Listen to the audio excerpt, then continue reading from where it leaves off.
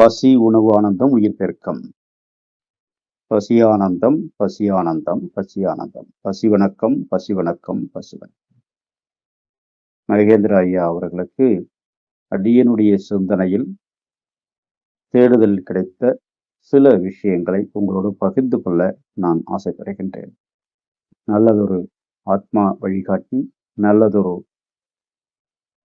சமூக வழிகாட்டி என்ற சிந்தனையிலே உங்களை நான் பெரிதும் போற்றுகிறேன், மதிக்கின்றேன். நம்முடைய இயல்பு வாழ்க்கையில் நம்முடைய முன்னோர்களாக இருக்கக்கூடிய அத்தனை ஆராய்ச்சியாளர்கள், சித்தர்கள் முதற்கொண்டு நம்முடைய வள்ளல் பெருமனார் வரை, இன்று இருக்கக்கூடிய ஞானியர்கள் வரை, தாங்கள் உட்பட அனைவருக்கும் என்னுடைய மனமார்ந்த திருவடி வணக்கம். இந்த உயிர் உணர்வுல கால்சியம், மெக்னீசியம் என்ற நிலையில நாம் பார்க்கிற பொழுது நமக்கு நேரடியாக பொருளாக உணர்வாக காணக்கூடியதாக இருக்கிற ரெண்டு விஷயத்தை நான் இன்று உணர்வு கொண்டேன். ஒன்று, சாதாரண சுட்ட சுண்ணாம்பு என்று சொல்லக்கூடிய கால்சியம். ரெண்டாவது, மெக்னீசியத்திற்கு நம்ம பூமியில தேடினா தாது பொருளாக கிடைக்கிறது. ஆனால் நம்ம கண்ணுக்கு முன்னாடி அது நம்ம தெரிஞ்சிருக்கணும் அப்படின்னு உங்களுடைய சம்பாஷணைகள்ல நான் உணர்ந்துகிட்டேன்.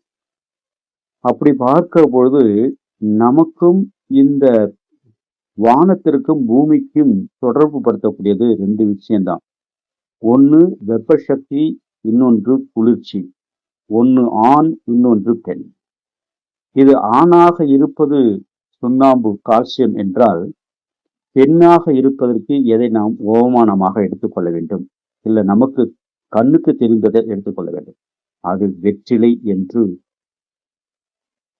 நாம் அறிந்த வகையிலேயே பெருமனார் அவர்கள் கூட இதை பற்றி நிறைய தாம்பலம் தரித்தல் பற்றி பேசியிருக்கிறார்.